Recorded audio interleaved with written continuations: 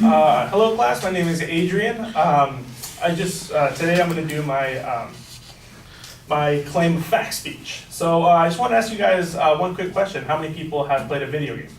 It can be an app, it can be a console, PlayStation. So cool, so a lot of people have had interaction with video games. Actually back in December, PlayStation has just sold its 50 millionth console, which says a lot, which says everyone's had some kind of interaction. So my claim tonight is video games are beneficial for adolescent development in moderation. Now I'm going to be labeling it such as, with my first backup, that they are a teaching tool for the adolescent mind. And what that means is that they'll be able to come into class and we'll be able to take it whatever and learn things such as ABCs and the 1, 2, 3s. Video games also allow adolescents to build social skills. Now that is like talking to friends and talking to their family and anyone else that they want to. And last one is video games can be used to keep adolescent minds healthy healthy mentally and physically. And that's going to be the last one. So I wanted to talk about the first one, which is their teaching tool for the adolescent minds. Now they hone their problem solving skills with certain types of video games such as real-time strategy and role-playing games. So that can involve things such as World of Warcraft or Civilization. And what you do in those is you're really critical of what you do, such as building a base or making defenses. You have to understand how to take care of other people and fend for them.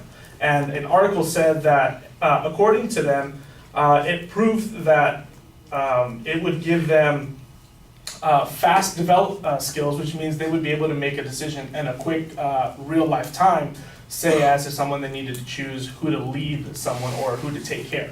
The second one is teaching aid for the classroom. So that can mean that we can be in this classroom right now, and if anyone needed to learn how to use different materials, such as learn how to talk about someone or decide how to do something with our argument and advocacy. That's a very perfect example because not everyone has the same learning style. So it would be able to cater to everyone at once. And then different games can cater to different learning styles. So that kind of just correlates into that one. And then it'll tell you, say for example, one person sees visually or understands more visually than someone else that can hear things as in an audio. And the next one is video games allow adolescents to build social skills. Now, what that means is they'll be able to talk to their friends and they'll be able to communicate with them a lot easier. They'll be able to talk to them such as figure out how to solve a problem, how to talk to someone else, how to approach their parents or how to approach their teachers. Obviously that's in a hierarchical class where they can't talk to their friends the same way they can talk to their parents. According to the article, Benefits of Playing a Video Game, 70% of players play video games with a friend or family member and promote teamwork. So that involves, as some people would say, that instead of being so individual and being away from everyone, and that it actually does promote other people to play together, such as multiplayer. Skill is developed to make quick decisions on who to trust and how to lead a group. Now that is dealing with real lifetime situations where you can talk to someone and figure out, well, we need someone with the best skills to lead a team, and then they'll all decide as a group who should be the one to take care of the team as a whole so that they can lead them to their accomplishment. And playing active video games can aid in the loss of weight and fight the obesity epidemic. So in a study done by United Healthcare, it showed that they take care of them by losing weight with other friends, and then actually exponentially lost weight if they played with family and friends, because they saw that if they can do it, then they can do it themselves. And a study was done where a 12-year-old was asked after the GoMe Foundation did it, and they asked how much weight that she lost. She said she lost 8 pounds, and she was considered obese as a 14-year-old. So after losing that much weight, she realized that it was fun to lose weight, and she continued to lose weight even after the program. And then my last is video games can be used to keep adolescent minds healthy, mentally, and physically. Studies have shown that constant failure can build emotional resilience. So that can say that even though they failed many times, or can't deal with a coping mechanism, they found one where they can deal with it. And doing so can actually make them feel determined and actually feel good about themselves once they've actually accomplished the goal. Playing video games can reduce the reaction time with no reduction in accuracy. So that means a hand-eye coordination. If there's touching, or if they're trying to control a game where they see it on the TV to their hands, they can move a lot faster.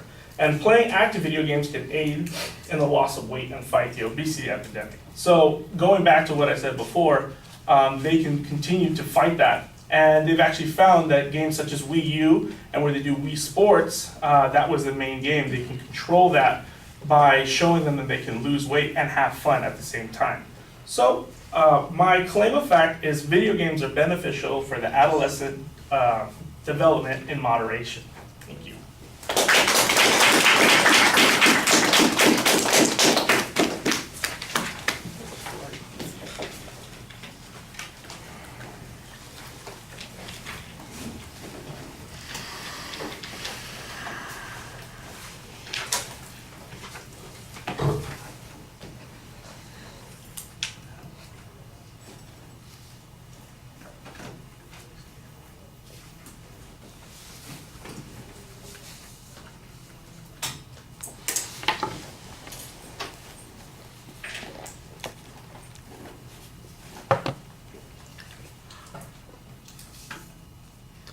Not sure if it's my eyes that are foggy or my glasses.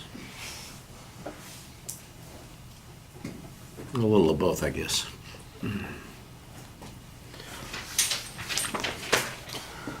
All right, Adrian, I thought that the intro was a little bit awkward, but when you did get to the question, the survey that you asked the audience, that worked well, and then you had a nice piece of factual data about the number of PlayStations, so that makes the subject a little bit more relevant. Your proposition is very clearly identified. You have an excellent preview of what the supporting structure is, so that's good. I do think you need to explain a little bit more what the context of this argument is. Why do you have to make this argument? Who disputes these kinds of claims?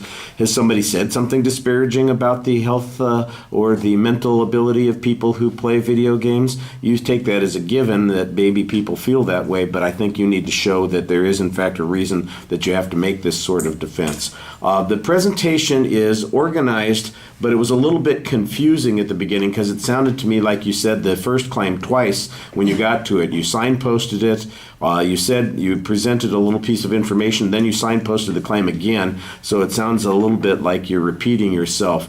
On the individual points, when you get to them after that, you did a pretty good job signposting them. I did think that there were a couple of places where evidence that you presented on one of the points probably would have fit better in a different point. For example, you have a statistic that, or not a statistic, but a piece of testimony that talks about potential weight loss, and you had that in your social skills category, when it seems like it would fit more naturally in that third category about the mental and physical benefits. It might have gone well with your Wii experience that you're talking about. The first couple of citations were very vague. It's an article, and I don't know what the article was. I don't know if it's the same article that you do cite later on, so that's a little bit problematic. You want to be careful about that. And then in the later parts of the presentation, studies are referred to as they say, or there's research that says this, and it's not very clearly identified. So you want to be more consistent about giving us the source citations. Some of the evidence is satisfactory. I think that you've got a statistic about the number of people who play with family and friends. I'm not sure that that exactly shows that the family and friend relationships are stronger or more in line because of the video games. That seems like an interesting correlation, but I don't know that it provides proof for the point that you were talking about. I think that your proof on weight loss is a little thin. You've got a very general statement, and then you've got one example of a 12-year-old who lost 8 pounds by the time they were 14. That was a little bit confusing, but it's only a singular example. I don't know that there's other information that supports this point other than kind of some of the general claims that are being made. I thought you did a good job speaking to the audience. You come across very naturally, and you had a very reasonable exit line. Thank you.